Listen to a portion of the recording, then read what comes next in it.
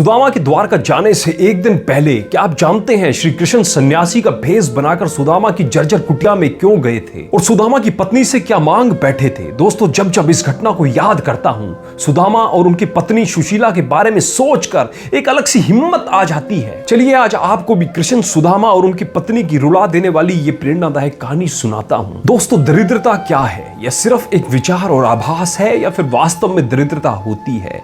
इस प्रश्न का उत्तर जानने के लिए यह कहानी अंत तक जरूर देखते रहिए। कृष्ण और सुदामा की दोस्ती से हम भली भांति परिचित हैं। सुदामा दीन थे, गरीब थे, पर तब भी उनके मन में कभी क्लेश या फिर अपने हालात पर वेदना नहीं आई। ना ही उनके हृदय में कभी अभाव का दुख ही आया, ना ही किसी चीज की कमी उनको सताई। वे शांत और निर्वेद थे। उनके पास ज्ञान और वैराग्य की अनमोल धरोहर थी, और जिनके भी पास ये दोनों वस्तुएं होती है उनके पास कमी या अभाव नाम की बला नहीं होती। तो फिर प्रश्न यह है कि कमी किसके घर में होती है? जिन भी मनुष्य के घर में ज्ञान, आध्यात्मिकता, विवेक या फिर उत्तम विचारों का अभाव होता है, कमी उनको होती है। एक बार की घटना है कि श्री कृष्ण सन्यासी का भेष बनाकर सुदामा की जर्जर कुटिया में उस समय पहुंचे जब सुदामा भिक्षा मांगने गए थे। नारायण बिना किसी उद्देश्य ऐसे ही कहीं नहीं पहुंचते हैं। नारायण ने जब कुटिया के सामने पहुंचकर श्री हरि नारायण की आवाज लगाई, तब सुदामा की पत्नी दौड़ी चली आई, पर मन ही मन वह ये विचार कर रही थी कि क्या यह संभव है कि संसार में कोई हमसे भी दरिद्र है जो हमारे द्वार पर भिक्षा मांगने आ गया है। किंतु उनके मुख का तेज देखकर नारायण चकित हो गए। सुशीला का इतना तेज तो उन्हें लक्ष्मी के मस्तक पर भी कभी नहीं दिखा। सुदामा की पत्नी सुशीला ने बड़ी ही विनम्रता के साथ नारायण को घर के सारे बर्तन दिखा दिए और बोली कि मेरे पति अभी भिक्षा लेने गए हैं और वह जैसे ही आते हैं वैसे ही मैं आपको भोजन कराऊंगी।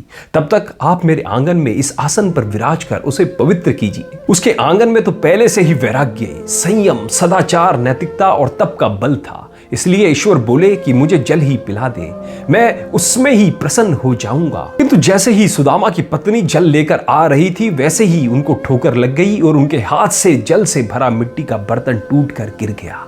वे बड़ी चिंतित हो गई कि अब द्वार से आए सन्यासी को भूखा जाना पड़ेगा। वह सोचने लगी कि ना तो मैं सन्यासी को भोजन करा सकी और ना ही जल पिला सकी, यह तो उचित नहीं हुआ। फिर कुछ सोचकर उन्होंने कहा कि महात्मा जरा विराजिए, मैं सरोवर से जल लेकर आई। कृष्ण इस पर प्रसन्न होकर बोले कि मैं इतना भी प्यासा नहीं हूं, मुझे तो तुम भिक्षा में बस एक वचन दे दो, मैं उसी से प्रसन्न हो जाऊंगा। इस पर सुदामा की पत्नी बोली कि मैं बिना पति की आज्ञा आपको वचन नहीं दे सकती, भले ही मेरे पुण्य चले जाए। वैसे भी आप अपरिचित हैं और जिन्हें मैं जानती नहीं उन्हें वचन कैसे दे दूं। इस पर भगवान आनंदित होकर बोले कि मैं ऐसा वचन मांगूंगा जो तुम मुझे आसानी से दे पाओ। इस पर सुदामा की पत्नी बोली कि ठीक है महाराज जी, मैं प्रयास करूंगी अपना वचन पूरा करने का, और यदि ना कर पाई तो मेरे पति अभी आ रहे हैं, हम दोनों उसे पूरा करने की कोशिश करेंगे। सन्यासी के भेष में कृष्ण मुस्कुराए और बोले कि बस इतना वचन दे दो कि जैसे ही तुम्हारे पति आए उन्हें जिद करके तुम द्वारिका भेज दोगी। इतना सुनकर सुदामा की पत्नी अत्यंत आनंदित हो गई और बोली कि अरे वाह, द्वारकाधीश तो मेरे पति के अंतरंग मित्र हैं। इस पर सन्यासी रूपी नारायण ने पूछा कि तो फिर वे द्वारिका गए क्यों नहीं? सुदामा की पत्नी बोली मेरे पति अपने मित्र को अपनी दरिद्रता नहीं दिखाना चाहते थे, वे अपने मित्र को अपनी गरीबी से कष्ट नहीं पहुंचाना चाहते थे। भले ही हमारे पास धन और संपदा नहीं है, पर हम दुखी नहीं हैं, क्योंकि मेरे और मेरे पति के बीच में कभी द्वेष नहीं हुआ, तकरार नहीं हुई।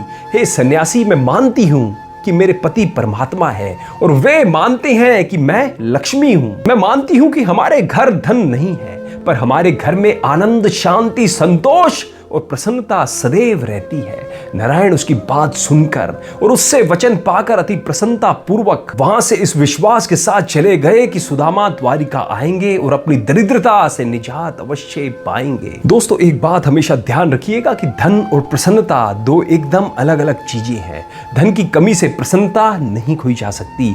प्रसन्नता पदार्थ सापेक्ष नहीं है, वो तो विचार सापेक्ष है, ज्ञान सापेक्ष है और चिंतन सापेक्ष है। प्रसन्नता और परिस्थिति को हमेशा अलग अलग तराजू में तोलिए।